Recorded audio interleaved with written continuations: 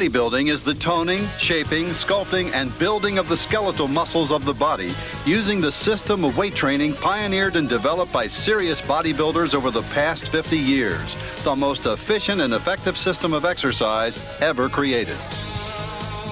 It's good for everyone of all ages. Something that you just have to try once. It's something that everybody should do. It can work for anybody. If you want to look better, bodybuilding will do it. If your muscles are strong, you're going to hold yourself up better. You'll be able to play tennis until you're 95 years old. You'll be able to go for your long walks in the hills until you're 95 years old. Instead of letting age control your life, you control your age. You control your life. There are millions of people who do bodybuilding every day and don't know it. Certainly, if you train in a serious bodybuilding gym, you're a bodybuilder. However, if you work out in a health club or spa, whether you use exercise machines, cables, or free weights, you're also a bodybuilder. Even if you limit yourself to sit-ups, push-ups, and other calisthenics, you're still a bodybuilder. Because you really only have two choices. You can build your body or let it deteriorate. And young or old, male or female, athletic or not, intent on a career as a competitive bodybuilder, or simply interested in health and fitness, if you're going to build your body, you might as well do it effectively. And that's what the Weider System is all about. These videos that you're about to see removes the mystery of bodybuilding, explaining step by step all the rules and techniques you need to know about building your body safely. In these tapes, my champions show you exactly how to use our Weider Principles that lay the foundation for creating modern bodybuilding. These principles are responsible for the powerfully built physiques you see today. So you're in good hands. Let the champions start showing you now exactly how you too can muscle up. System. The Weider System. The Weider System is basically a way of life. It's almost a must. You can use the Weider System just to bring your body up to the level you want to. It is for everyone. You know, if you're going to work out, if you're going to be in fitness, you might as well get the best advice you can. And that advice is going to come in the form of, whether it's direct or indirect, the Weider Systems. The Weider System for me has really helped me train properly. Now you have an advanced formula that you can follow and get involved with and get in touch with and take it on yourself as far as learning your own style and technique of training. You can't just go in blind. If you've got a system there that you can follow, it's going to save you a lot of time and a lot of effort. You have to know how the body works. You have to know how the body responds to nutrition, how it responds to supplements. That's very important. It takes it from an A to Z basis, whereby it's a gradual process of taking it from layperson. The general guy just getting started. Someone who just basically goes in and knows absolutely nothing about the body. A 9-to-5er or a full-time student. Right up to be a champion bodybuilder. Be Mr. Olympia. Miss Olympia. Or Mr. America or Mr. Universe or even Mr. Neighborhood for that matter, to implement the Weider System. And that's the benefit of it, that you can refer back to these courses constantly. I'm a believer in the Weider System. And if you want a bodybuilding physique, you better be too. I'm living proof that the Weider Systems work. It's essential that you have good direction like Weider courses. Remember that everybody starts somewhere. We all start skinny or fat or somewhere in between, but basically we don't like the way that we look now. But then you have the choice to do something about it, and that's what the Weider System is all about, getting that body that you want. So get her if you can, and let's do it right now. In the Weider System, bodybuilding is accomplished by weight training, the stimulation of muscular development, not weightlifting. You develop muscles indirectly, training to stimulate the nervous system, which sends messages to the muscles, causing them to adapt, grow stronger and bigger. Here's how it works. The Weider System is based on the concept of progressive resistance training. As your muscles get stronger, you increase the weight or set up the intensity to continue to challenge them. If you want to make progress, you have to use the Weider Principles. And it's not the same course that was made together like the Charles Atlas course was put out in 1921-22. It's the same course now, some 70 years later, but the Weider course has been updated constantly, and this is where Joe has scored, because he's updated it with the most modern methods and the most modern techniques. Actually took his principles and put them down on paper. And put them all together in a way that people can understand them and use them. Took all the methods that Reeves was using, that Grimmick was using, that Ross was using, that I was using, and he compiled them into the Weider courses. You'd be surprised at what you can do with information. That's your arsenal. One of the problems that I found in the gym is that you have a variety of different people giving you their opinions on how to train, whereas with the Weider system, you have one person giving you all the information you need on how to become a success in bodybuilding. Joe Weider. Joe Weider. Joe Weider. Joe Weider helped me a lot. Weider has definitely helped me. If it wasn't for Joe Weider, I probably wouldn't have this wonderful career that I have today. I'm a very close friend of Joe Weider, and I'm, of course, one of those millions and millions of bodybuilders that have been inspired by Joe Weider and by his magazines. Ever since I was a 15-year-old boy in Austria, I've been reading his magazines, have been inspired by them, trained every day according to the Weider Principles, and my goal was to be Mr. Universe. And I think it was because of Joe Weider's dedication and love for the sport. He saw the opportunities and the kind of potential that I had when I was in Austria, and he invited me to come to America. He gave me the chance. He opened up the doors of opportunities for me to come to America, to train here in the United States, and to develop myself into a world champion bodybuilder. Joe Weider has been in business before I was born. The guy's been around a long time, since 1936. The Weider System is a comprehensive video program that covers a wide range of topics, ranging from weight training and fitness to diet, nutrition, and sports medicine. Joe Weider has assembled more than 40 international bodybuilding champions, as well as a wide range of experts from the Weider Research Group to create the most dynamic series of training videos ever conceived. Maybe the best training videos there ever will be.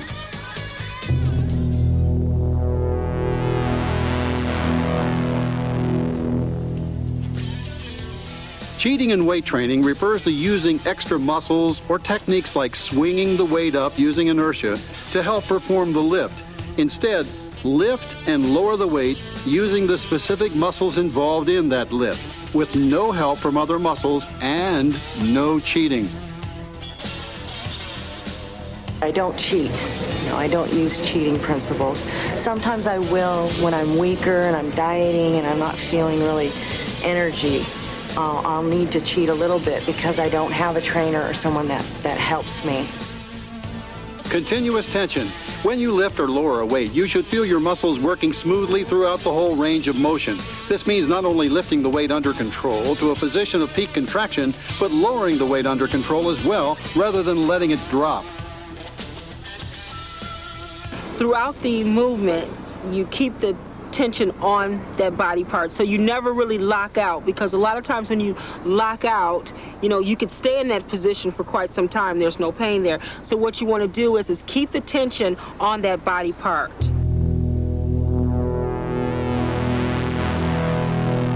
The most impressive thing to me is when a bodybuilder is standing on stage in the relaxed pose and they have the V taper from the lats down to a small waist, and then they're small hips, and then they come out with the balloon thighs.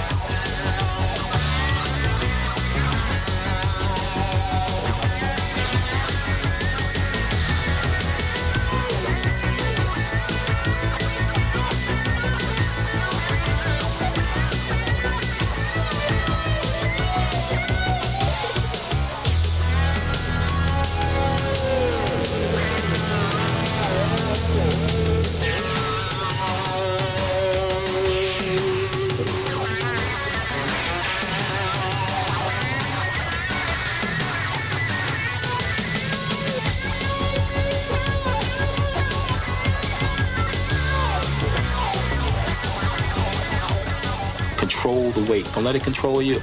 And to squeeze in the repetitions, control it. That brings in the detail.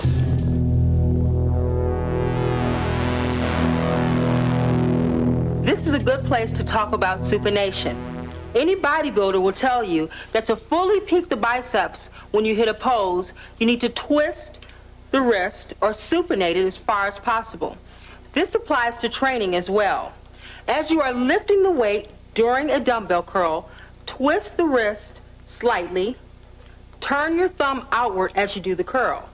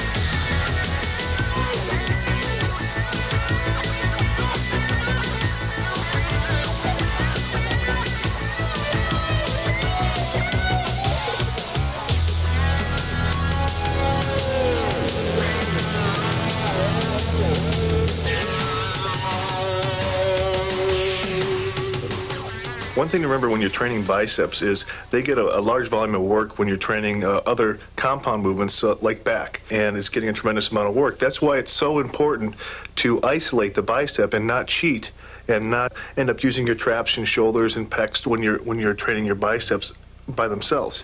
You have to learn to isolate and concentrate on the muscle group you're training.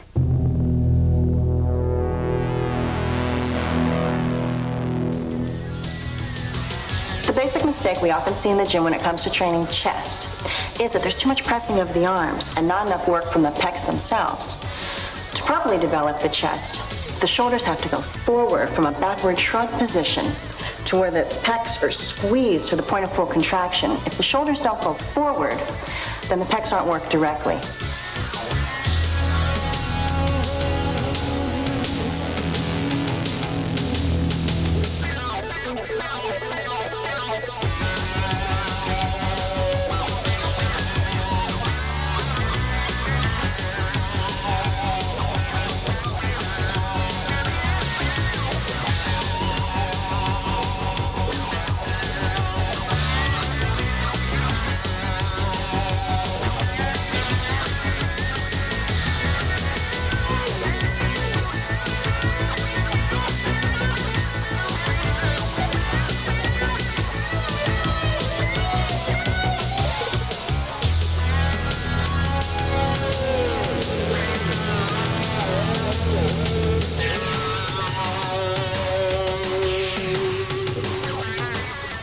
A common mistake that a lot of bodybuilders make when they're doing flying type exercises is trying to go too heavy.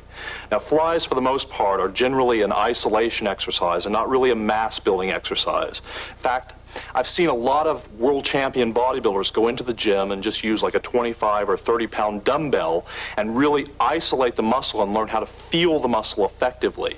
One of the things that can happen when you do a fly too heavy is that you can strain or tear a pec insertion or a bicep muscle. So you want to be really careful to isolate the muscle and really learn how to feel it.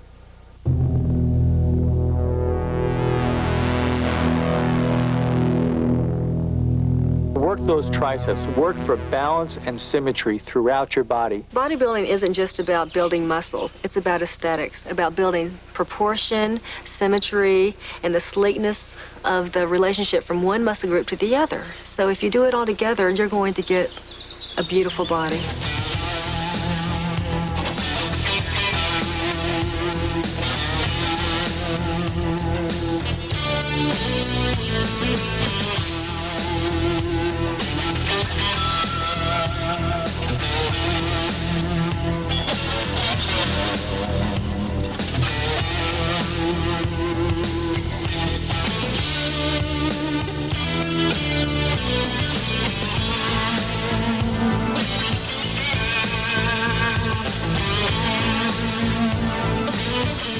Training the long head of the triceps is also an important part of the routine. The long head's fully extended when you're in a position with your elbow raised. You can feel the increase in tension down the back of the arm.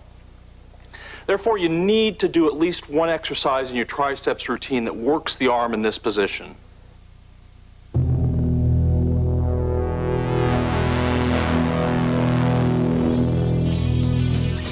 Leg exercises include leg press and various types of squats.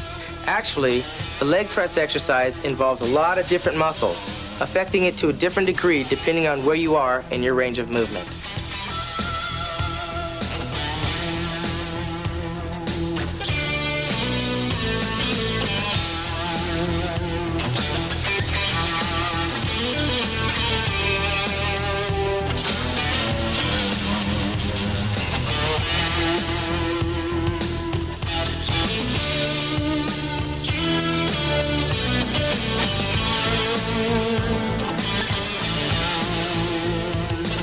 I double my weight on a leg press than I do with a squat because it is more of controlled movement.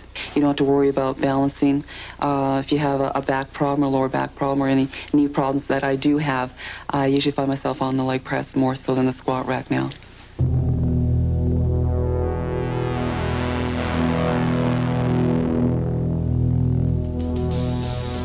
The three-head deltoid muscle covers the shoulder joint ventrally, dorsally, and laterally. It flexes, extends, and rotates the arm medially and laterally.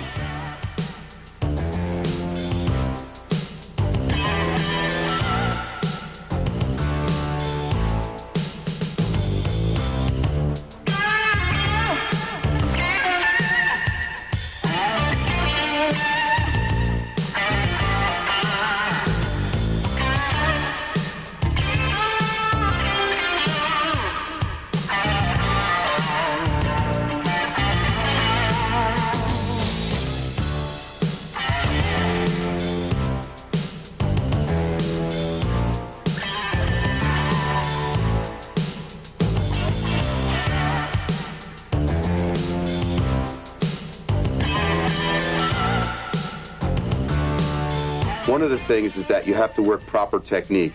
And I wasn't using the proper technique exactly, so I was hitting a lot more of my front delts instead of my side or medial delts. So then I had to really concentrate on the side lateral movements, doing the movement correctly, so that I could really get that wideness on the medial head, so that when you're on stage, you have that appearance of looking a lot wider. With that wider appearance, you'll make your waist look smaller and look more symmetrical.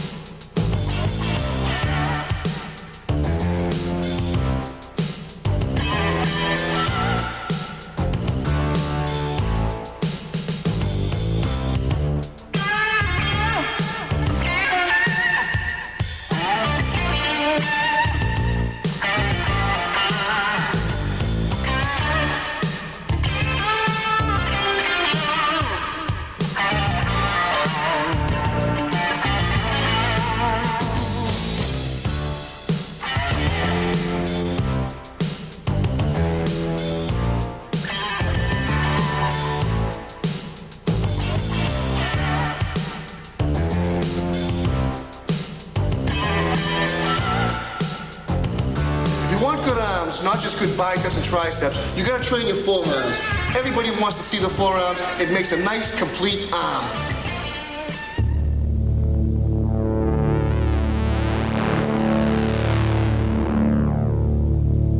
You want to use basic movements such as power clean movements. You want to use all your push-pull basic movements, presses, overhead, squatting to build overall body mass. And for the back, it would be T-bar rowing. For your back, bend over T-bar, lat thickness building movements. Leg pressing, for example, is my favorite for the leg building.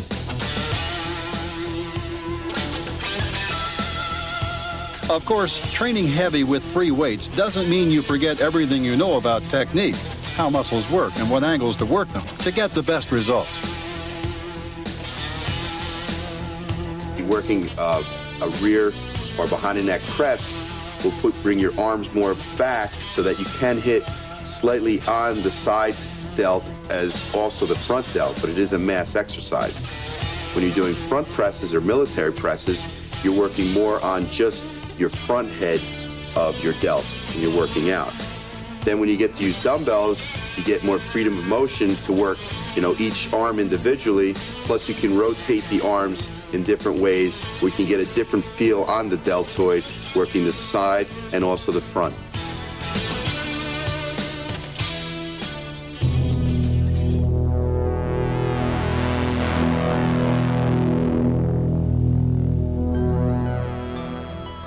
Of course, when you say the word diet, everyone automatically assumes you're talking about dieting to lose fat. But diet should really include all aspects of how and what you eat, for all sorts of purposes. Eating for energy to help you exercise, to help you build muscle, and for those individuals who feel they are too skinny rather than too fat, to gain shapely, proportionate, lean body mass.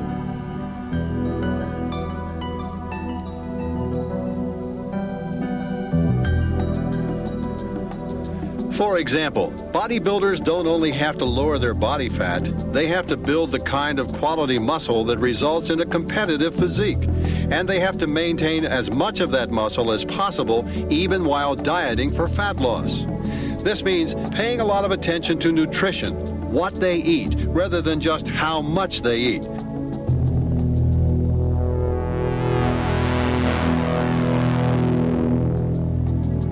The Burns principle is when you do a complete set, full range of motion, then doing partial repetitions, forcing more blood and oxygen into the muscle. Once more on each arm. That's it. Now do four short little burns, halfway up. That's it. That's it. Halfway up. That's it. Turn your wrist. That's it. Get the bicep up. Get that peak. That's it. Turn your little finger towards your shoulder. That's it. Once more with this arm, and you're all set. There.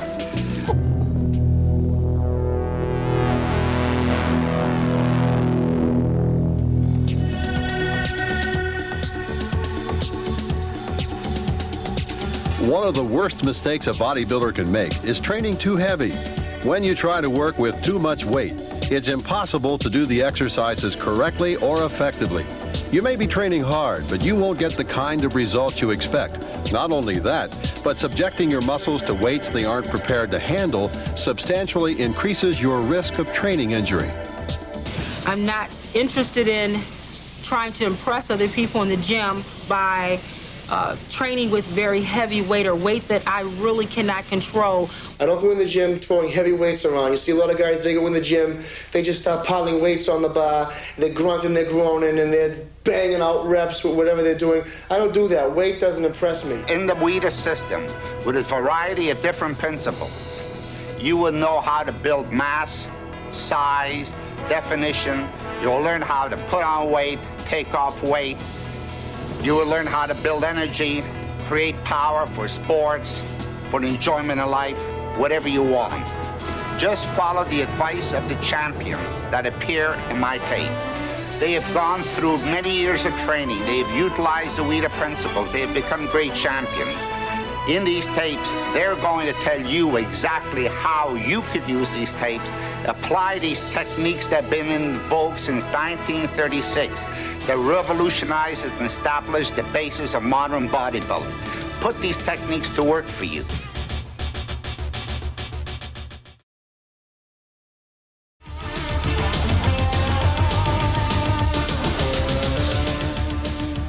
The Weider principle of the split system is the most important principle in your bodybuilding program. Because without an understanding and the application of the Weider split system, you'll never be able to achieve a symmetrical and well-proportionate body.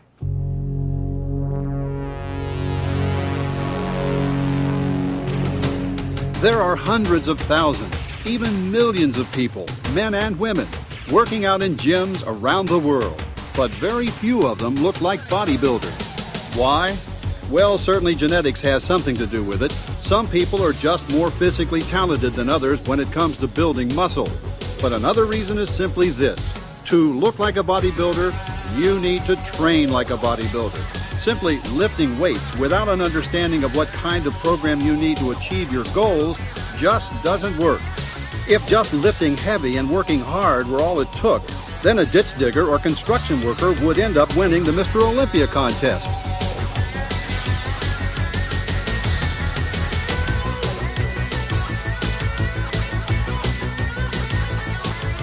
Hi, I'm Bob Harris. Now, when you're in the gym, intensity and hard work are very important, but it's not enough just to work hard. You need to learn to work smart also. You should be going for an intensity of effort in the gym and also an intensity of effect. The exercises that you're doing should have the most maximized effect on the muscles themselves. It's not just enough to push the weight. You have to know how the body part is actually working to have the most effective outcome of the exercise. When we look at the sport of bodybuilding, it's very similar to other sports. If you want to become a great runner, you run. If you want to become a great cyclist, you ride a bicycle.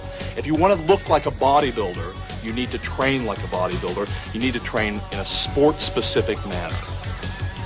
Specificity of training means that the body responds and adapts very specifically to the kind of workout you put it through, much more specifically than you think. That's why different sports, from sprinting to marathon running to gymnastics to shot putting, all require very different kinds of training and physical preparation. And that's why it's so difficult to do well in multi-event sports like the decathlon or heptathlon, and why there are so few great athletes who compete successfully in more than one sport at the highest levels. In this sense, your body reacts to training like a computer. When you're training, you're sending a specific program to the central nervous system. And anybody that's worked with a computer can tell you that a computer will respond only to specific instructions. Your body is the same way. It doesn't care what you're trying to do. It only reacts to exercises specifically as they are applied. Over the past 50 years or so, bodybuilders have learned, largely by trial and error, what kind of workout the muscles of the body best respond to. And the proof that they've discovered something really new is the way they look. No human beings in all of history, male or female, have developed the kind of physiques you see on stage at a top professional bodybuilding contest. Critics of the sport sometimes claim that this incredible advancement in the ability of human beings to develop their lean body structure is the result of improved nutrition, anabolic drugs, or simply the fact that there are more bodybuilders working out more seriously than ever before. But it's really the type of training that you'll learn from the Weider system that has made the difference. The modern bodybuilding workout was developed to address the natural, genetically determined capacity of the body to respond to the muscle training, the physiological programming that is inherent in the neuromuscular system itself. It's the most effective and efficient form of muscle training ever conceived. So if you're going in the gym to develop your lean body structure, being a competitor or not, why do it any other way? After all, the body is a homeostatic organism. That means that it tends to resist change, whether the change is good or bad. That's why people can abuse their bodies for such a long period of time before they actually see serious damage. So it follows that to make dramatic improvements in your physical structure, you have to find some way to force your body to change. You have to subject it to a program that's so intense and effective that it has no choice but to respond. And that's what bodybuilding type weight training is all about.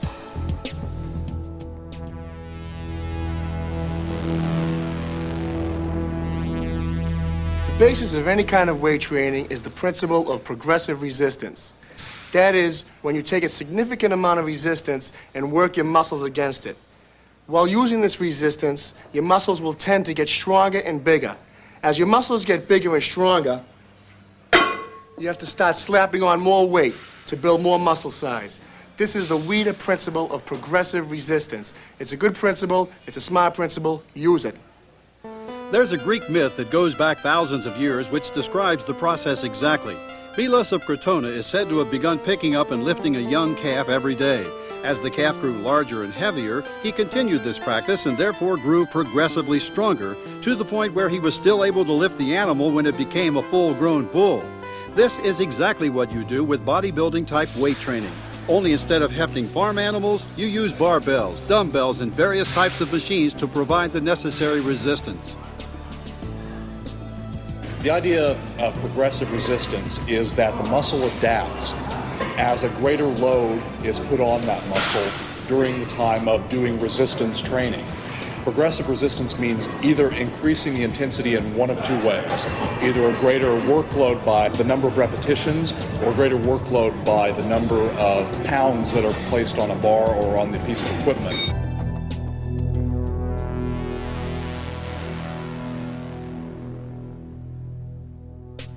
We have muscles because we live in a gravity well. Our muscles allow us to overcome the force of gravity and move around the surface of the planet. In addition to gravity, muscles also adapt to the kinds of loads we subject them to. For example, if you have a 10 horsepower motor and you subject it to a 12 horsepower load, it'll burn out. However, subject the equivalent 10 horsepower muscle to a 12 horsepower load and you eventually get a 12 horsepower muscle. The key to progress in bodybuilding is to overload the muscle. Just enough to cause it to grow, but not enough to cause injury, and to continue to increase the amount of load on a regular basis as the muscle gets bigger and stronger.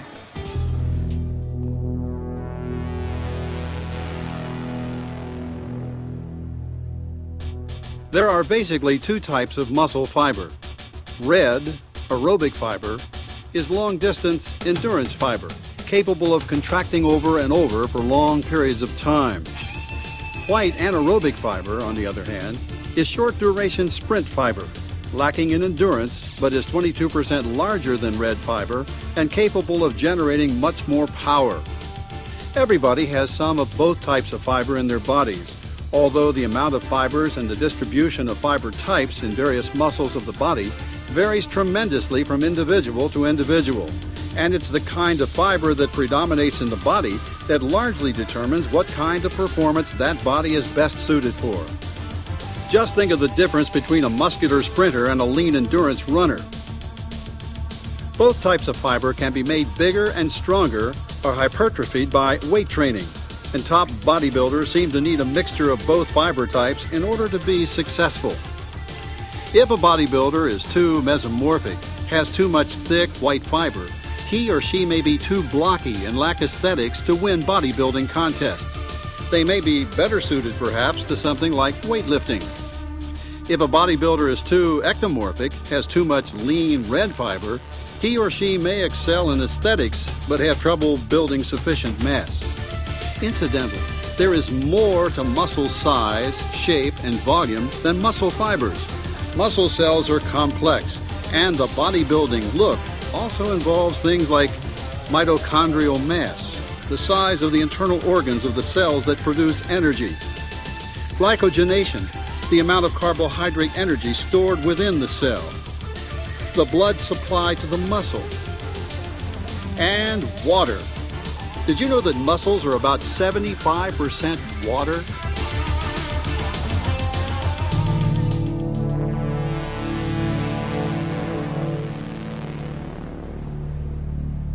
The basic unit in bodybuilding training is the repetition. Now, a repetition is made up of two key points. It's basically going to be the full extension of the muscle when the muscle is fully stretched out, and the full contraction of the muscle when the muscle is bunched up and is pulled together and shortened. So a repetition is going to be going back and forth between that extension and that contraction on every single body part. Now, repetitions combined together constitute a set. So a set, let's say in your workout, you are supposed to do a set of 12 repetitions. What you would be doing is 12 times in a row, be going from this contraction position to the extension position, back and forth until you get to 12. And that would constitute a set of the exercise. A basic set in bodybuilding usually consists of 8 to 12 repetitions. Why this number?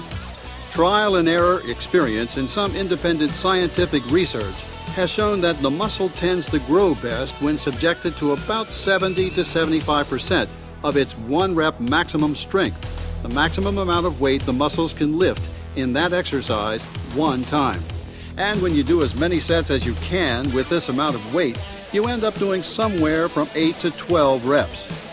Therefore, as you begin bodybuilding training with the Weider system, pick a weight for any exercise that lets you do at least 8 repetitions, but not so light you can do more than 12. An exercise consists of a group of sets. This too can vary, but generally the Weider system recommends from 3 to 5 sets of any exercise and from 12 to 16 sets for any body part, with a few less for some body parts and certain kinds of training, and a few more for others. In bodybuilding training, you can end up resting for a shorter or longer period of time depending on what kind of set you're doing. For mass training, for example, in tape 7, you rest for several minutes. Using certain intensity techniques in tape 9, you may not rest at all between sets. But for the purposes of getting started with the Weider system workouts, you should rest from 30 to 60 seconds between sets. Or if you're training with a workout partner, do your set, rest while your partner does their set, Then jump back in and do your next set.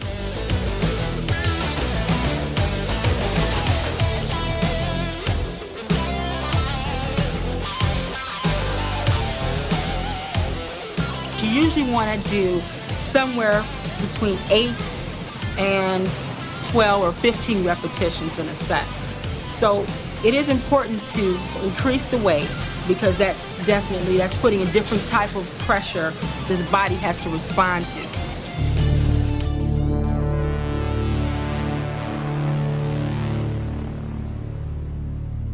In the early days of the sport, bodybuilders trained like weightlifters, training the whole body 3 times per week.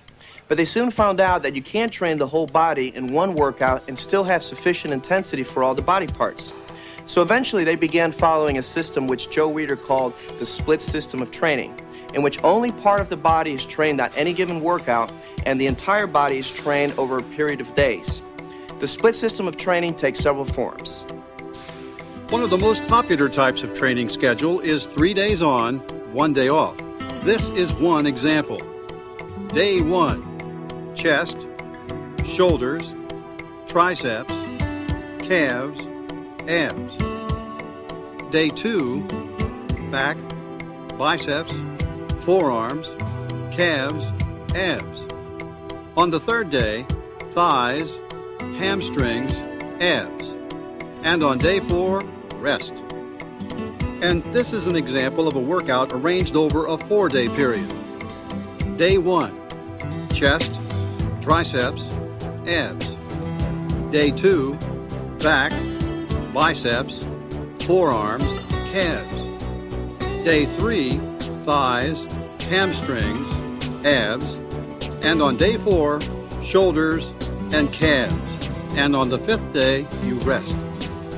Now, of course, you're not a machine, so you want to make sure you get plenty of rest.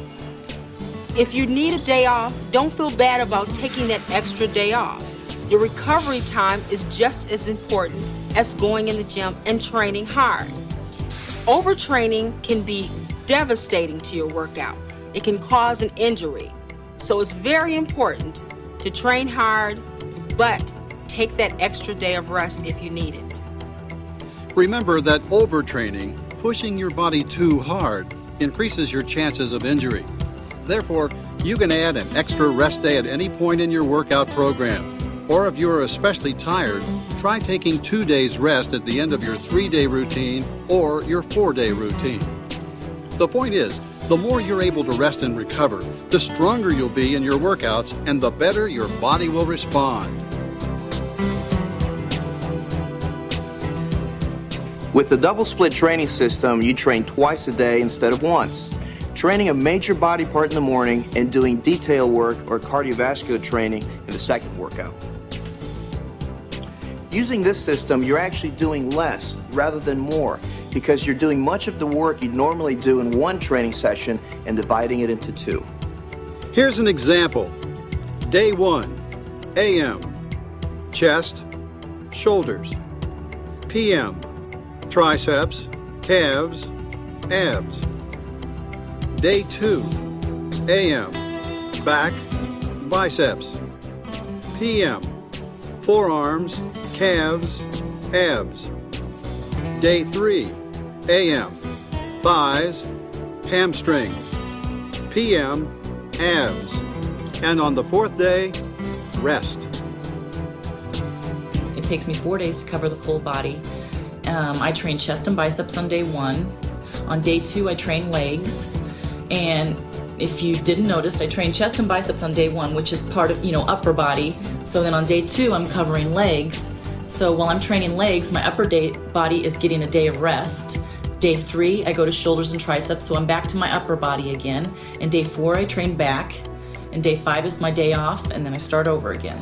I work with a split system. I split my body over 4 days, so that after my 4th days, I finished my whole body training. When I started training, I was 16 years of age, so obviously I started on a 3 times a week schedule. I would do 1 exercise per muscle group, probably on a 10-8-6 basis, 10 reps the first 8 reps the same poundage and 6 on the principle that my energy was diminishing. And of course it wasn't, but that's the way I thought, that my energy was diminishing. So I would do 10, 8, and 6. And as I progressed, then I started to realize that if I wanted to do more work and more overloading, I would have to work on split routines. So I would kind of split the body into 2 parts. So now, was this training twice a day or just once? No, this is once a day. Right.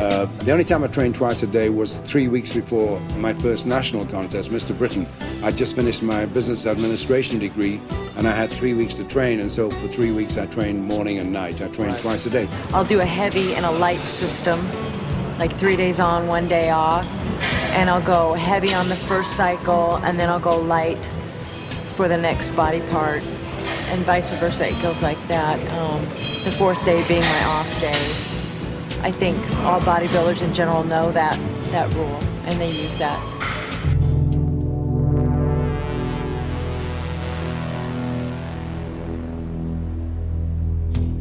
You hear all sorts of theories about how to train for cuts and definition, or train for tone rather than building. Most of these ideas don't really conform to how the body actually works. However, you can get different responses from the body depending on which muscles you're training, how many muscles you're training in one exercise, what kind of exercises you do, what kind of equipment you use,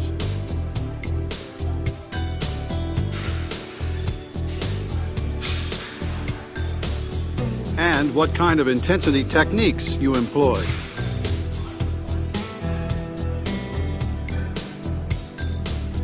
In general, you build mass most effectively by doing 2-joint exercises. Exercises that involve the movement of 2 joints rather than 1. Doing exercises that use a lot of muscles rather than working smaller areas in isolation. Training with free weights, barbells, and dumbbells rather than machines or cables.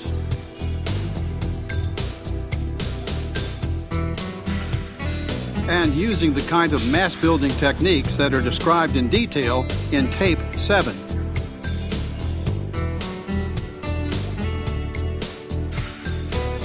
Quality training for things like definition, separation between muscles, and the development of the small muscles generally results from doing 1-joint exercises.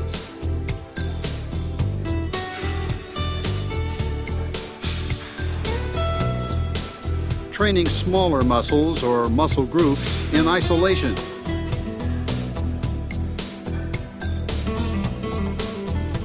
Using a variety of free weights, machines, and cables.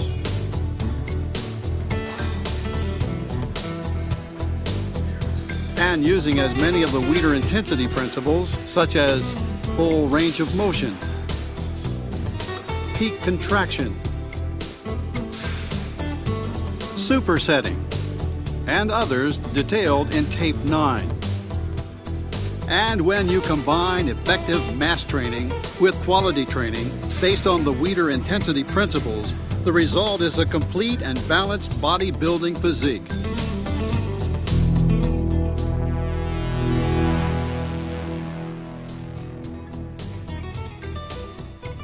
You generally build muscle more easily with free weights than with machines, because the body responds to something that is heavy more fully than resistance, which is merely hard.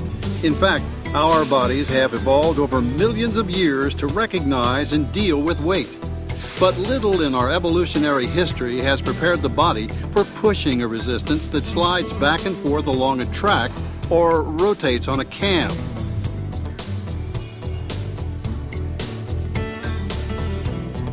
When you lift a free weight against the force of gravity, not only do you use the specific muscles involved in the lift, but the rest of the body gets involved as well.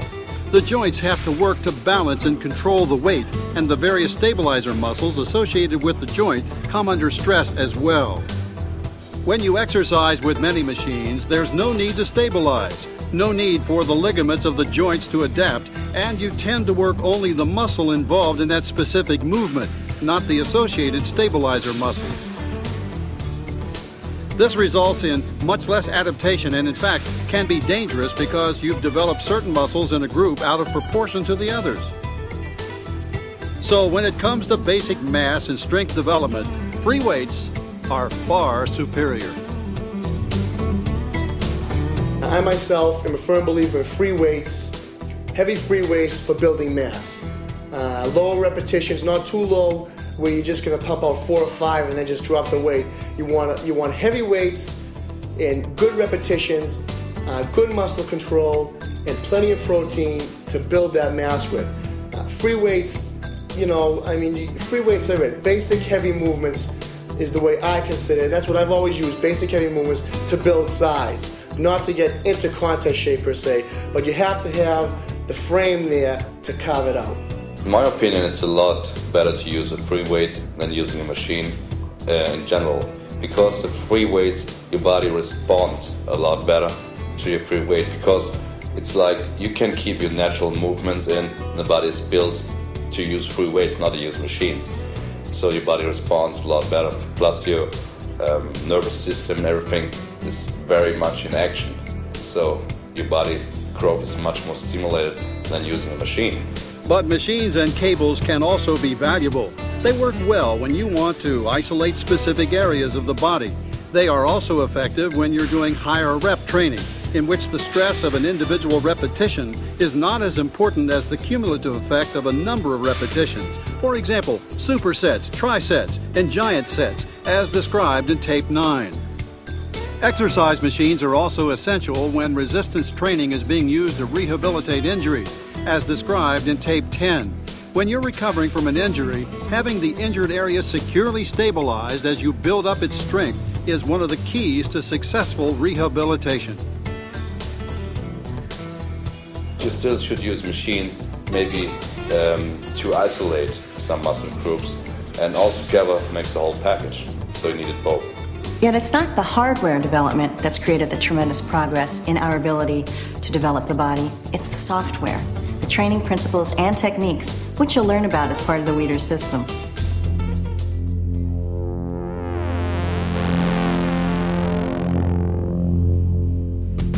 Later tapes will deal with all sorts of advanced Weider intensity principles, but there are certain basic principles that you should learn and employ right from the beginning. The first is full range of motion. During each of your exercises, you need to go from the full extension of the muscle to the full contraction and back. Don't settle for working in a partial range of motion.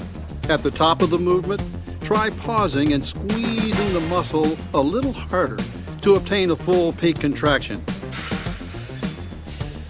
Second, control the weight. Never throw a weight around. Don't get careless. Just learn to concentrate and keep total control of the weight in every rep of every set. Third, no cheating. Cheating in weight training refers to using extra muscles or techniques like swinging the weight up using inertia to help perform the lift.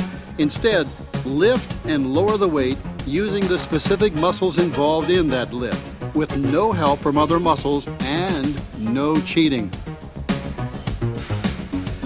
I don't cheat. I don't use cheating principles. Sometimes I will when I'm weaker and I'm dieting and I'm not feeling really energy. I'll need to cheat a little bit because I don't have a trainer or someone that helps me. Fourth, continuous tension. When you lift or lower a weight, you should feel your muscles working smoothly throughout the whole range of motion. This means not only lifting the weight under control to a position of peak contraction, but lowering the weight under control as well, rather than letting it drop. Throughout the movement, you keep the tension on that body part, so you never really lock out, because a lot of times when you lock out, you can stay in that position for quite some time. There's no pain there. So what you want to do is keep the tension on that body part. Fifth, keeping the mind in the muscle. Remember, you're training muscles, not lifting weights. Don't think about the weight, think about the muscle and what it's doing. It's very important to mentally prepare yourself before going to a gym for a workout. If you're going to a gym to fraternize, then I wouldn't worry about mentally preparing yourself. But when you go to a gym to work out, which is what you should be doing, you have to concentrate, especially on the muscle that you're working.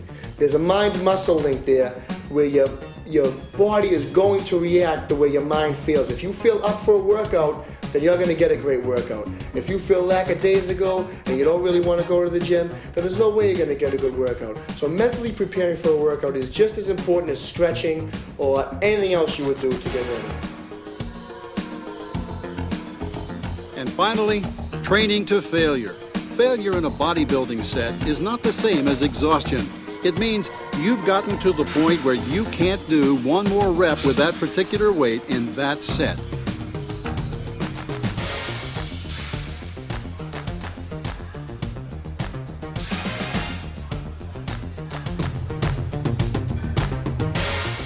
It takes more effort to stop and think about each and every repetition than it does to just say, okay, I'm gonna do 12 repetitions with this super heavy weight, and all you're thinking about is moving that weight. You're not thinking about, let's say if you're doing squats, thinking about your quadriceps, okay, in the first repetition, and thinking about the movement on the way up and the movement going down. And when you're really thinking about it, then the chances of injury are slim, you know, and the chances of that muscle responding is even better because you're really concentrating. So I think that that's what the key is, and that's what's most important. Bodybuilding, when it's done properly, involves learning a lot of skills. So it's going to pay for your success to learn those skills properly from the very beginning. Here is a summation of the basic principles and training methods you've learned about in this tape. Train smart as well as hard. Bodybuilding type weight training is a very specific and intense method of changing the basic muscle structure of the body. And the key to success in bodybuilding training is utilizing all of the Weider training principles. Utilize the progressive resistance training principle. To make your muscles grow bigger and stronger, you have to contract them against the appropriate amount of weight. But as they adapt and begin to grow, that weight becomes too light to cause continued adaptation and the muscles stop responding. At that point, you add weight to the exercise to challenge the muscles further and continue to add weight on a progressive basis to keep pace with the continuing development of your muscle structure.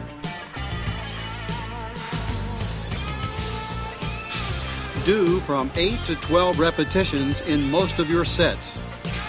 Bodybuilders aren't weightlifters and shouldn't use a weight that allows them to do too few sets. They aren't endurance athletes either and shouldn't do very high repetitions in most of their training. Bodybuilders have learned that a muscle responds best to an amount of resistance equal to about 70 to 75% of its 1 rep maximum strength. Using this amount of weight generally allows you to do from 8 to 12 reps in any given set. Do from 3 to 5 sets per exercise, 12 to 16 sets per body part. Too few sets and the muscles may get big but will lack detail. Too many sets will limit the amount of size and strength you can achieve and increase your risk of injury through overtraining.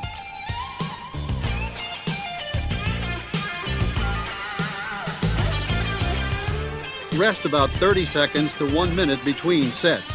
This gives you enough recovery time to allow you to generate sufficient intensity in your next set, but is not so long that your training pace becomes too sluggish. Take advantage of the Weider split system principle. For most bodybuilders, a schedule of 3 days training followed by 1 day rest seems to work the best, although some prefer using a 4-day on, 1 day off split instead. Base your training program on the use of free weights. The body responds best to the resistance provided by free weights, where the muscles, joints, ligaments, and tendons are forced to cope with the force of gravity. So the most effective bodybuilding training program utilizes about 2/3 free weights versus 1/3 cables and machines. Train with full range of motion repetitions. For maximum quality and development, Do each repetition through the fullest range of motion you can achieve comfortably, from a position of full extension to that of full contraction. Do not, however, overstretch the structures involved, or you could increase the risk of training injury. Train with continuous tension. You should feel the muscle working continuously against the resistance throughout the range of motion of the exercise. Lift the weight under full control and lower it under full control. This helps you to avoid cheating, using inertia to help throw the weight up, and the mistake of letting the weight drop during the negative part of the exercise. Keep your mind in the muscle. Learn to feel what muscles are working in any exercise and concentrate on exactly what they are doing at all times. Technique is of little use without feel, and you develop feel in bodybuilding training by focusing your attention on your muscles rather than on the weight they're lifting. Remember, you're training muscle, not lifting weights. So keep your mind in the muscle at all times for the maximum effective workouts. Train to momentary muscular failure. Except when you're doing something like power training as described in tape 7, you should train to failure in each set. Training to failure actually means training to momentary muscular failure and is not the same as working to total exhaustion. It simply means you keep going in that set using that weight until you can't do any more repetitions without stopping to rest. The split system is one of the most important principles. Without the utilization of the Weider split system in your workout, you'll never be able to achieve a symmetrical, proportionate, muscular body. Learn it, apply it, and you would develop the body that you always wanted. Now that you know how to use the split system, let's put it to use. In the next tape, my champions will show you how to apply the back exercises and the bicep exercises to broaden your back and give you bigger and more massive and more muscular arms. The key to me getting the best workout I possibly can every day is just to be very organized and to have some type of schedule. You know, I can't go in one morning at 7 o'clock in the morning and the next day at 5 o'clock at night. I like to train at the same time every day, and I like to eat like 2 hours before I train, and my schedule has to be very organized in order for me to get the best workout possible. I've developed my physique to the point to where I'm happy with it, you know, with the size and everything, and I don't want to overpower anything. So just to keep everything in balance, you know, more looking for the shape and balancing everything out now. What I'd say to a woman just starting out in, let's say, weight training, and she doesn't really want to be a bodybuilder, is that the key is consistency, and basically to come in and learn the basic exercises. Learn what exercises go for what body parts. And the benefits that you get from a physical point of view, from a mental point of view, from a strength point of view, even from an emotional point of view, goes into the full aspect of your life and makes for better living and a better person and a better society. Procrastination is the robber of opportunity. It's the great thief of time and opportunity. You know, and I think that there's no better time to do it than to do it right now. You got to be motivated. When I started bodybuilding, I weighed 114 pounds. You know, I'm a diabetic. I'm 5 foot 4.5 inches tall. I won Mr. Universe, Mr. America. The only way that you can really do it is if you have it inside. You got to want it. There's no excuses of being tired or sick or having a cold. You have to do it or get out.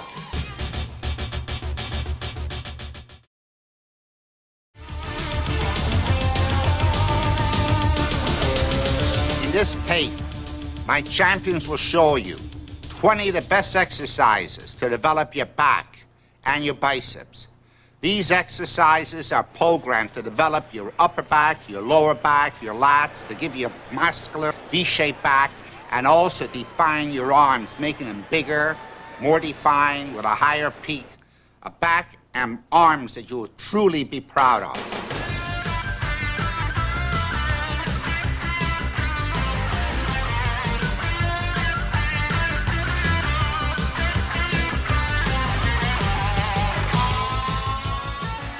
The primary muscles of the middle and upper back are the latissimus dorsi and the rhomboids.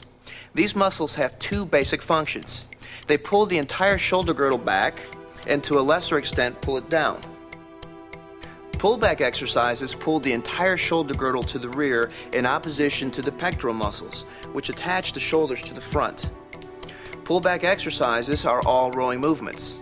The shoulders start from a position in which they're shrugged fully forward. The pectoral muscles are squeezed and the back muscles are stretched. Now pull backwards against the resistance until the shoulders are as far to the rear as possible. The shoulder blades are almost touching. The primary muscles of the upper back are the latissimus dorsi, which extends, abducts, and rotates the arm medially, draws the shoulder downward and backward, and the rhomboideus major and minor, which draw the scapula medially toward the vertebral column. Pull-down exercises, such as chins or cable pull-downs, involve a more limited motion. At the start of the movement, the shoulder girdle is lifted upwards as if you're trying to touch your shoulders to your ears. You then pull down against resistance as far as you can in a reverse shrug motion, fully contracting your back muscles.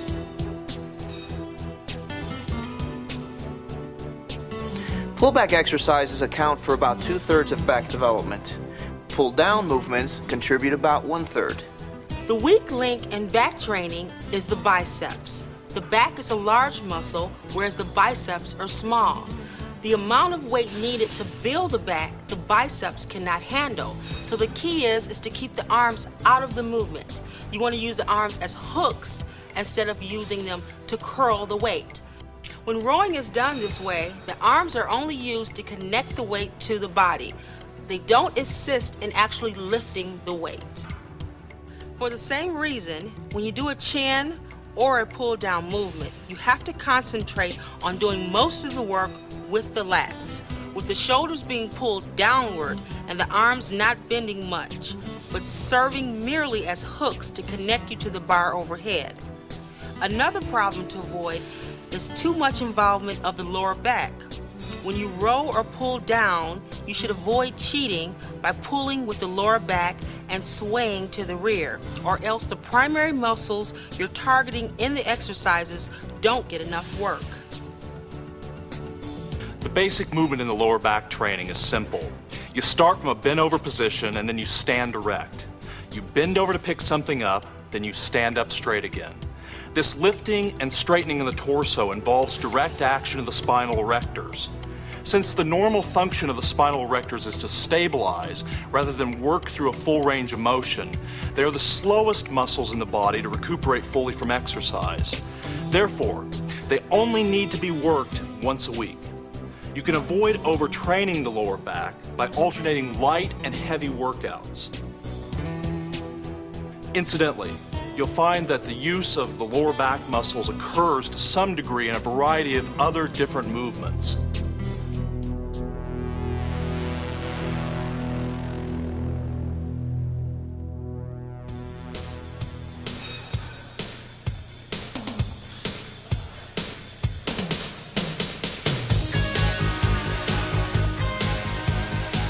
Bent over rows are one of the best but most demanding mass builders for the back.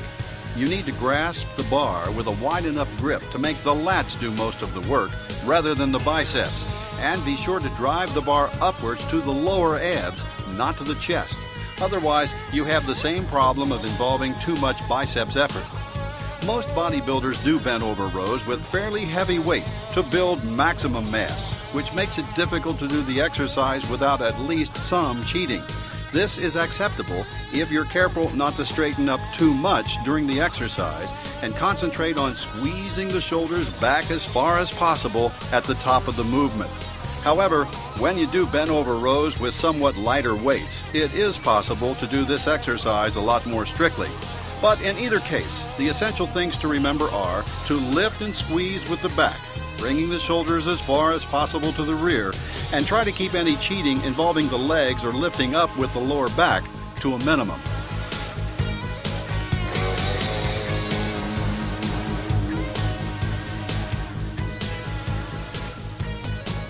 T-bar rows are a stricter form of bent over rowing.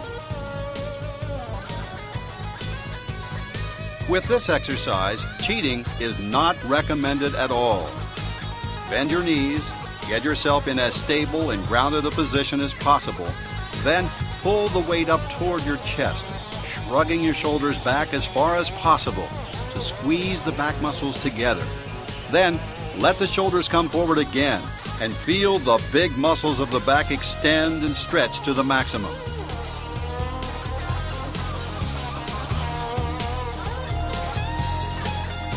Concentrate on keeping the weight under full control throughout the entire range of motion in this exercise.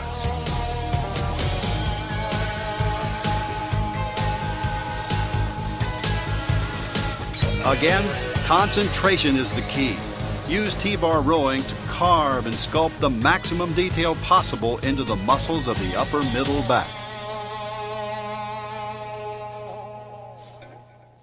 The T-bar for me is the bread and butter.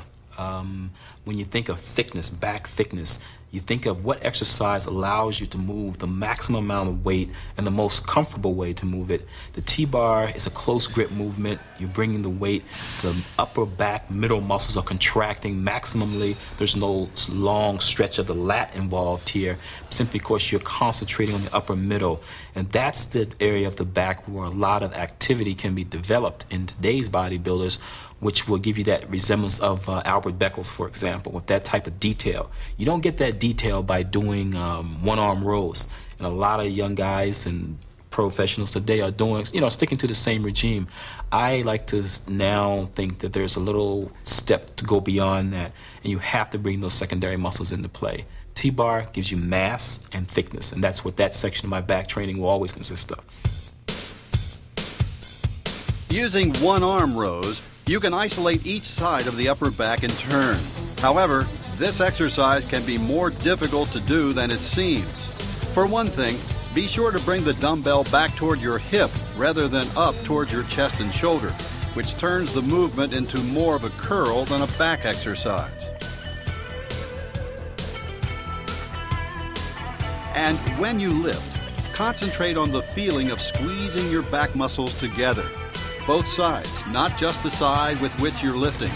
Otherwise, you'll tend to rotate your body as you lift rather than making the big back muscles do the work by themselves. For maximum stability, try leaning with your free arm on a bench, weight rack, or some other support to keep your body steady and fully grounded throughout the movement.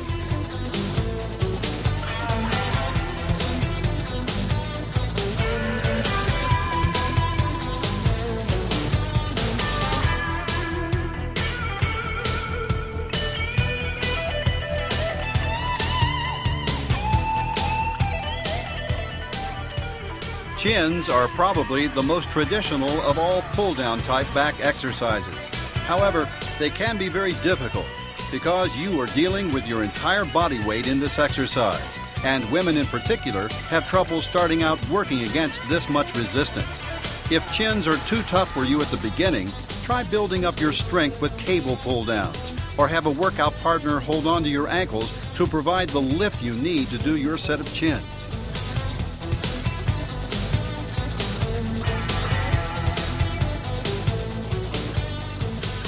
If you have difficulty holding onto the bar during chins, wrist straps can be used to help strengthen and secure your grip.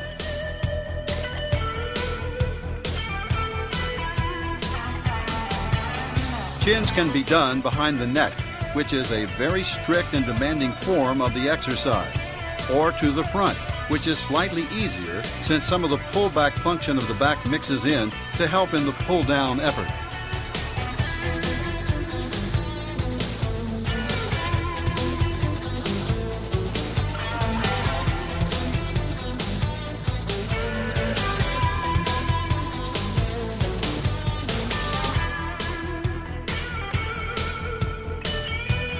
Ideally, you should try to include both behind the neck and front chins in your various workouts for maximum back development.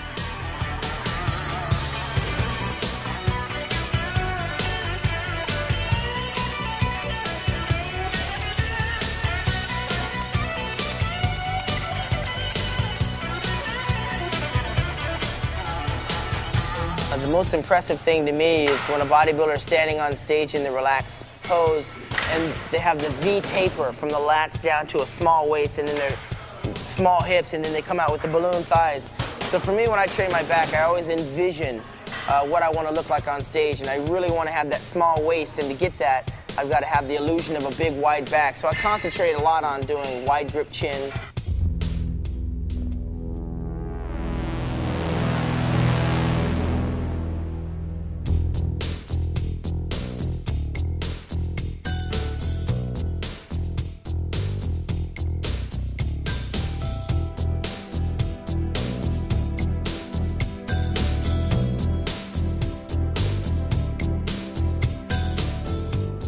Cable rows are an intense exercise for the upper middle back.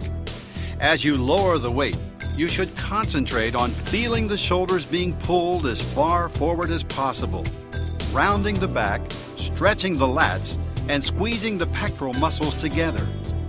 As you pull the handles back, focus on bringing the shoulders as far back as possible, squeezing the shoulder blades together, and sticking out your chest. At the top of the movement, it's as if you're coming to attention. Chest out, shoulders back.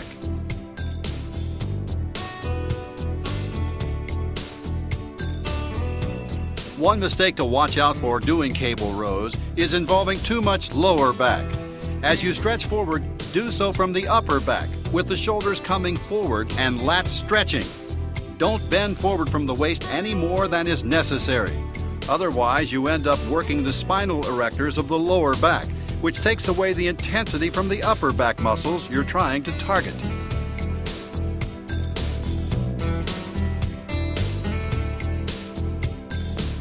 As with all rowing exercises, think in terms of using the back to pull the shoulders to the rear, and try to limit how much work the arms are doing. Biceps will be involved any time you curl your arms, but think of the arms merely as hooks that help connect the back to the resistance of the weight stack, rather than as muscles primarily involved in the exercise.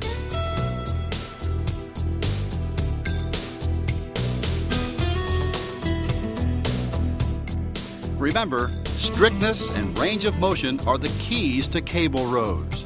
Use a weight that's light enough to allow your shoulders to go all the way forward and all the way back.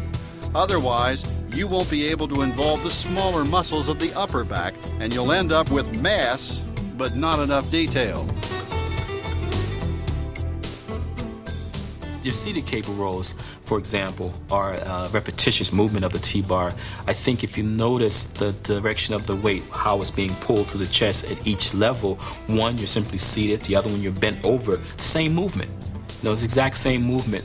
You become smarter and clever, I think, by utilizing the row, seated row, to do more of the contracting movements and not trying to move the whole rack by seated. Do the T-bar, let that be the mass builder and work that same area, but you have much more control and that inertia and gravity is on your side.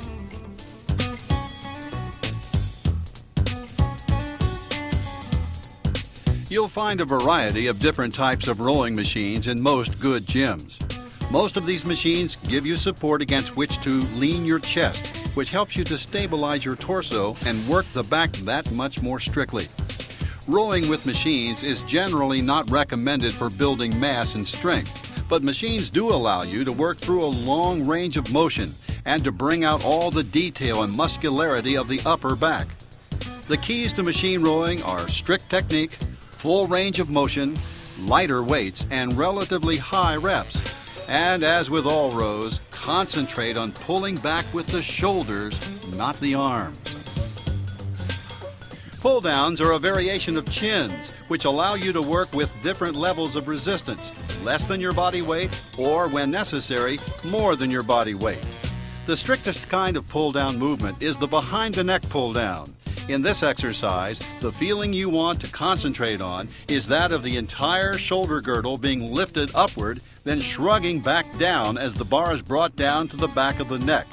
This feeling of the shoulder girdle, which includes the shoulders, trapezius muscles, and shoulder blades, the whole thing, lifting upward as far as possible, then crunching down as far as possible, is what you need to concentrate on to get the maximum benefit from the behind the neck pull downs. Again, Try to keep the arms out of the exercise as much as you can. Remember, although the biceps will contract during this movement, it is not designed to be a biceps exercise. Again, think of the arms merely as hooks that attach the back muscles to the bar. Stretch the lats on the way up and then squeeze and crunch them on the way down, with the effort focused on the back muscles, not the arms.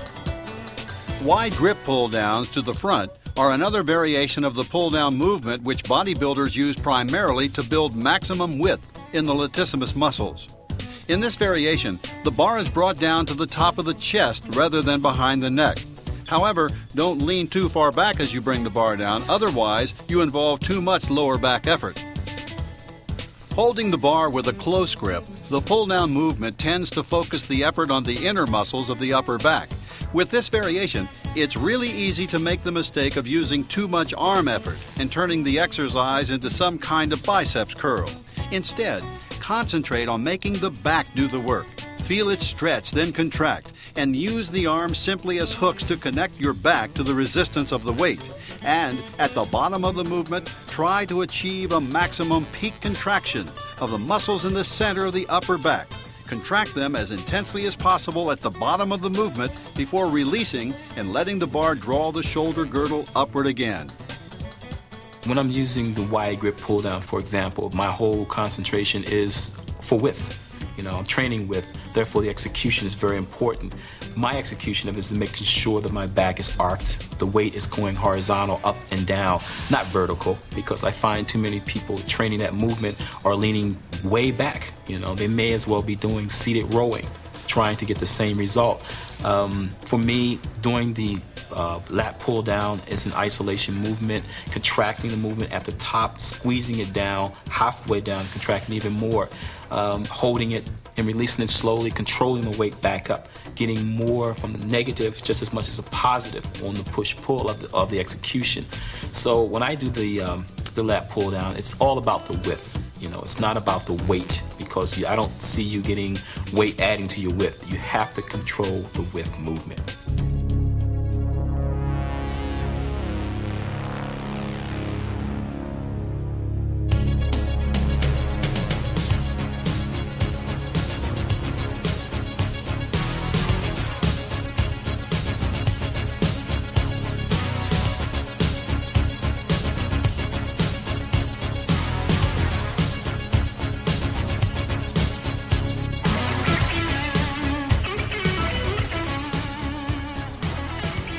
Performing hyperextensions on a hyperextension bench. The key to success is slow, deliberate movements done under full control.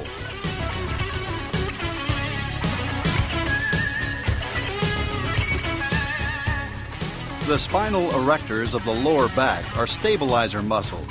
They aren't designed for speed or power. So lower your upper body under full control. Pause at the bottom. Then come deliberately up to a position just above parallel and hold this position for a moment before doing your next rep.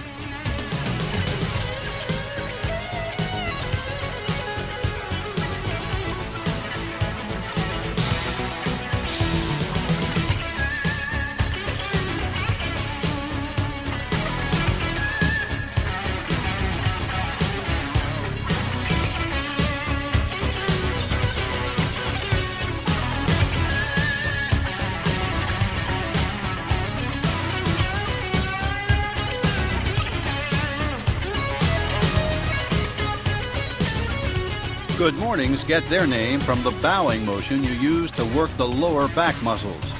As with hyperextensions, you want to do this movement very deliberately and strictly and under full control at all times.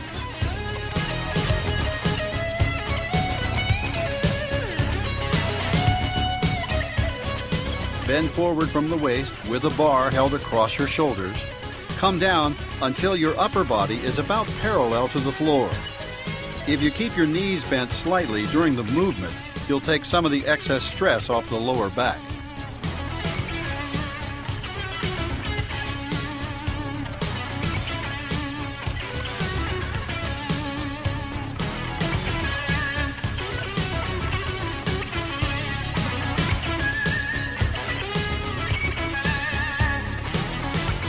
Also, this is not a mass and power exercise. You use deadlifts to build maximum strength in the lower back area, as you'll see in tape number 7.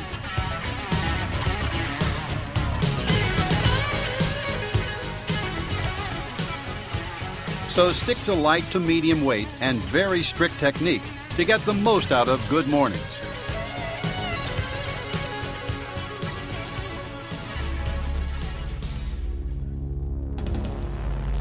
Back routine number 1. Bent over rows. 4 sets of 10 reps.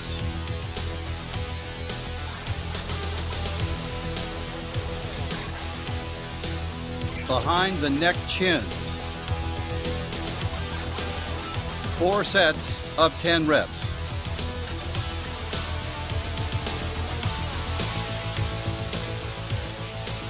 Cable rows. 4 sets of 10 reps.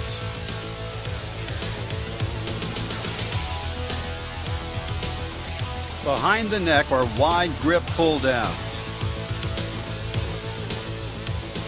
4 sets of 10 reps.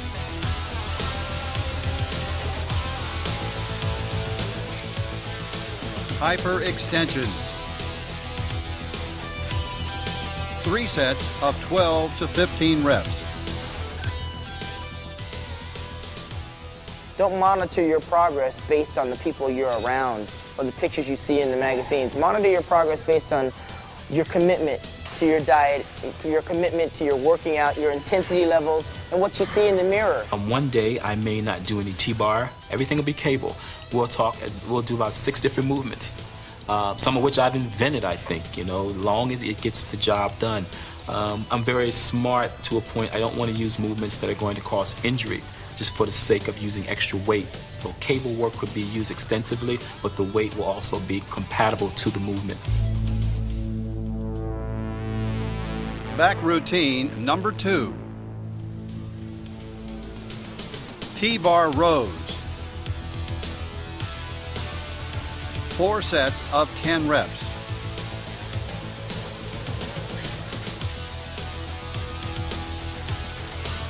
Front chins. 4 sets of 10 reps.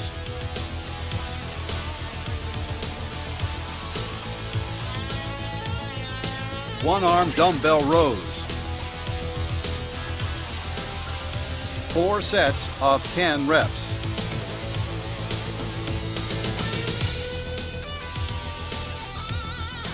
Close grip pull downs.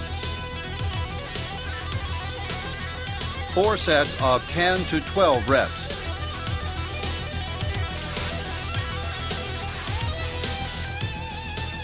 Good morning. 4 sets of 12 to 15 reps.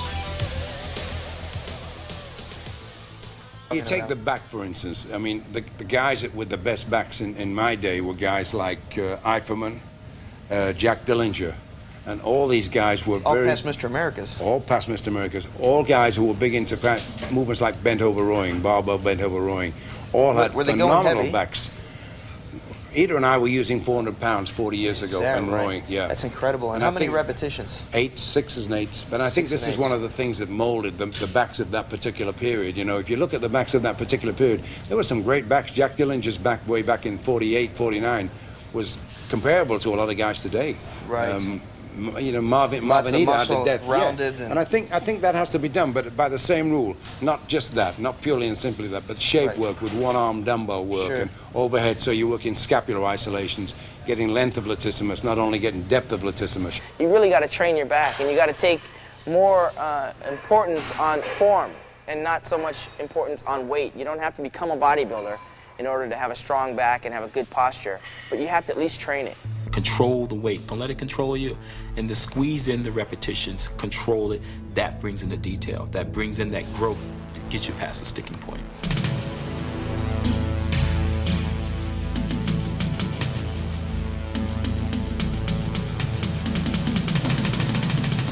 The biceps are a two-headed structure. that originate at the shoulder and insert into the forearm below the elbow. Now, the basic exercise for the bicep is a curl, which is a one-jointed isolation movement that goes from the elbow. The basic function of the bicep, though, is to curl the forearm up to the shoulder, and that's going to oppose the strength of the tricep. Although they also help to lift the whole arm and to also supinate the forearm. This type of curl hits the muscles slightly different, but they all involve pulling the forearm up to the shoulder. The biceps brachii is a two-headed muscle placed on the anterior aspect of the upper arm that flexes the arm, flexes the forearm, and supinates the hand. The long head draws the humerus, the upper arm bone, upward, strengthening the shoulder joint. In biceps training, the emphasis is on control and isolation. Heavy weights aren't needed. Your back training gives you plenty of that. For example, heavy rowing, a two-joint movement, also puts a lot of demand on the biceps. You're better off concentrating on isolating the biceps to minimize the involvement of other muscles. Avoid the heavy, cheat type of movements. You'll find that some exercises are tougher than others to isolate the biceps. Standing barbell curls, for instance, must involve the front delts, traps, and lower back. Just keep concentrating on your biceps isolation as much as you can. It's easier with such exercises as the preacher curl. It's ideal for biceps isolation, as are many kinds of cable and machine curls. Bodybuilders tend to drastically overtrain their arms. Both biceps and triceps are such small muscles, and as we said, they are subject to a lot of stress when you train your back, your chest, and your shoulders. So you don't need to do endless sets and reps during your arm workouts. I mean, 12 sets each for biceps and triceps is plenty. And I know a lot of bodybuilders who prefer doing less.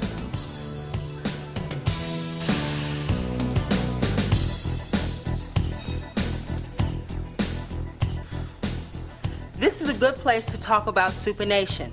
Any bodybuilder will tell you that to fully peak the biceps when you hit a pose, you need to twist the wrist or supinate it as far as possible. This applies to training as well.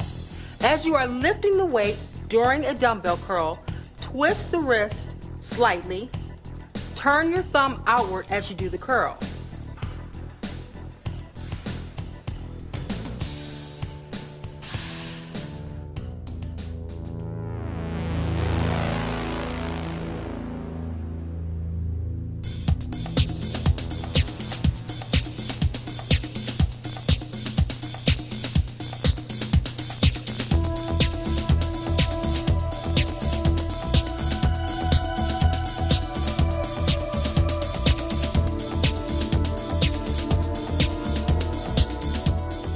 Barbell curls are the closest thing to a mass builder you'll find in biceps training. However, since this is still a one-joint isolation exercise, you don't want to pile on too much poundage. Working too heavy means you have to cheat too much, and you end up building your traps and lower back rather than isolating your biceps.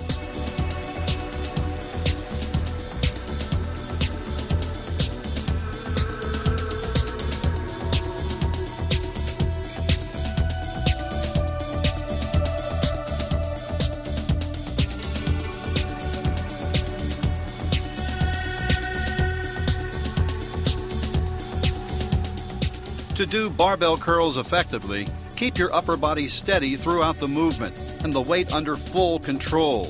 Feel a steady, continuous tension as you raise and lower the weight.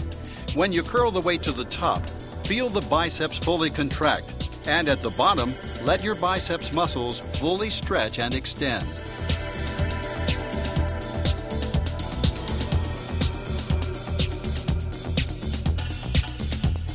As with any isolation movement, the key to success is control and concentration. Think about what the muscles are doing and how they feel rather than what's happening to the weight.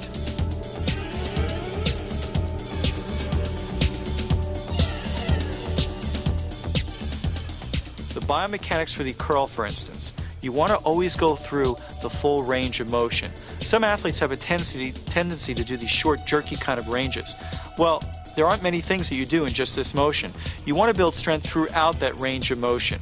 and be in control of the resistance throughout the range of motion. You don't want to throw the weight up because, again, what goes up must come down, and then you deal with inertial forces of gravity, acceleration, as well as the weight itself. You want to control that weight.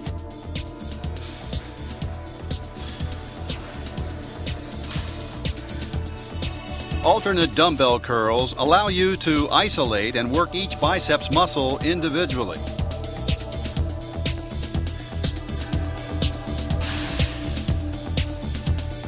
As you curl with one arm and then with the other, concentrate on supinating your wrists as you lift. That is, turning your hand so that the thumb goes outward and downward. This gives you a total peak contraction of the biceps at the top of the movement. You can do dumbbell curls by alternating first one arm and then the other, which is a very strict form of the movement. Or you can curl both arms simultaneously. For additional strictness, try doing dumbbell curls sitting on an incline bench. However, no matter what variation you choose, remember to concentrate on controlling the weight at all times, performing a smooth, continuous movement, and keeping the mind in the muscle. Think about what the biceps are doing rather than the weight.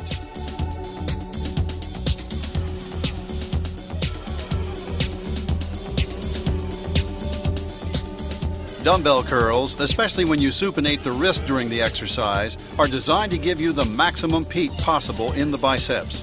Hammer curls, on the other hand, because you pronate your wrist about 90 degrees when you do the movement, tend to focus the effort on the outer head of the biceps on the outside of the arm. You can feel this happening when you do the lift. In fact, with hammer curls and all other exercises, you should make an effort to feel exactly how different grips and different variations change the way your muscles feel during the movement. This awareness of what the muscles are doing, the ability to keep your mind totally in the muscle, is one of the keys to developing maximum intensity in bodybuilding training. Some athletes are so interested in the size and definition of their bicep, they'll do many sets of curls over and over and over again.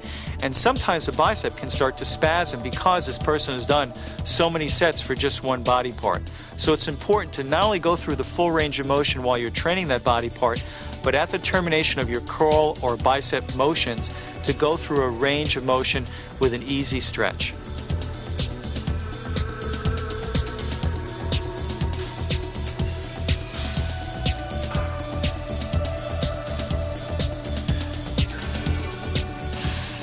Concentration curls, as the name implies, involve the most concentration and isolation of the biceps exercises.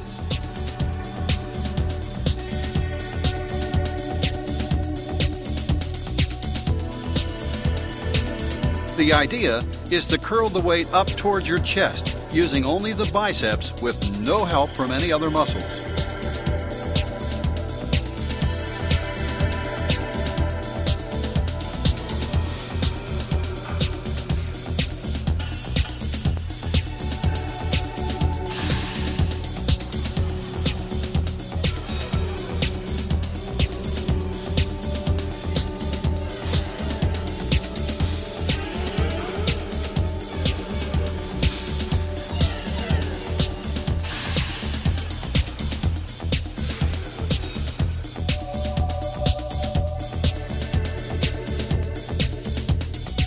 Some bodybuilders like doing concentration curls with their arms hanging free. But many others prefer grounding themselves more fully by leaning their elbow against the inside of the thigh, making it even easier to totally isolate the biceps muscles.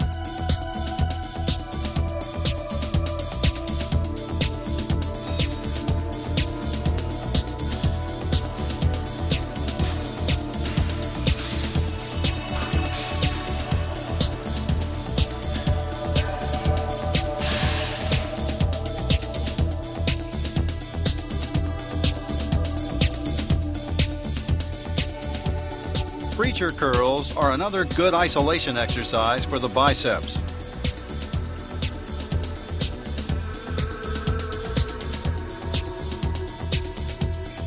By keeping the elbows firmly in place on the bench, you can ensure that only the biceps are doing the work in the movement.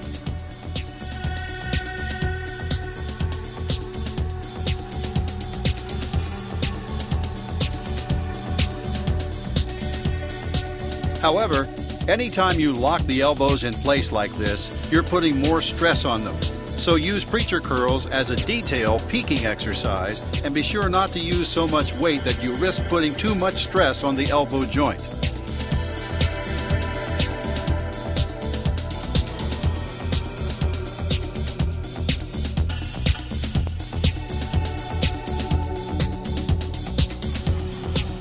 When you do preacher curls, you can use a barbell, an easy curl bar, or you can further isolate each biceps muscle by doing preacher dumbbell curls, one arm at a time.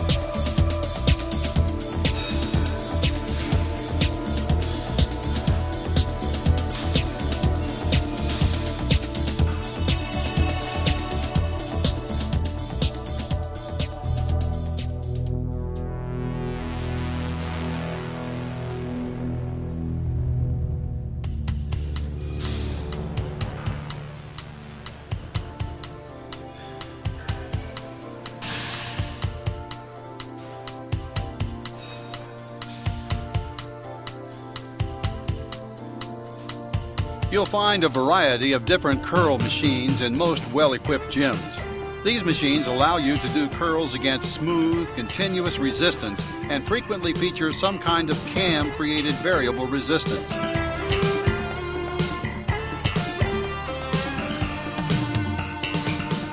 As with other machines like these, they are best used for higher rep, lower resistance, finishing off sets.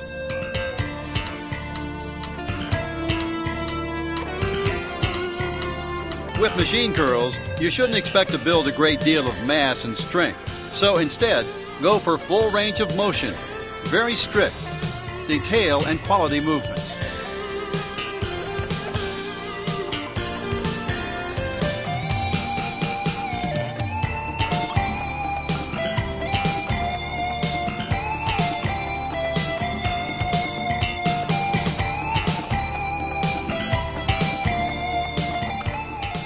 Cables allow you to do a great variety of different kinds of curl movements. You can perform one-arm cable curls as demonstrated here,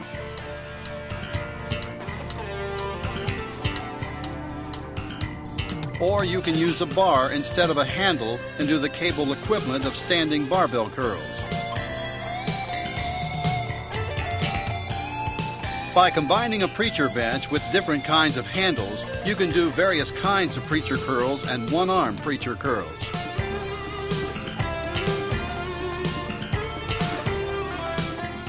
Remember in all cases that a curl is a curl is a curl. No matter what kind of equipment you're using, free weights, cables, machines, it's what you do with the muscle that counts. Feel the biceps extend to full extension, then contract smoothly under control to achieve a total peak contraction. One thing to remember when you're training biceps is they get a large volume of work when you're training other compound movements like back, and it's getting a tremendous amount of work. That's why it's so important to isolate the bicep and not cheat and not end up using your traps and shoulders and pecs when you're training your biceps by themselves. You have to learn to isolate and concentrate on the muscle group you're training. Biceps routine number 1. Standing barbell curls. 4 sets of 10 reps.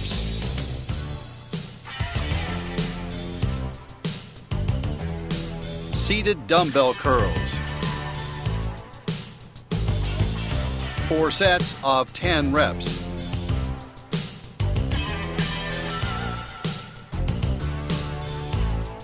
Concentration curls. 4 sets of 10 to 12 reps.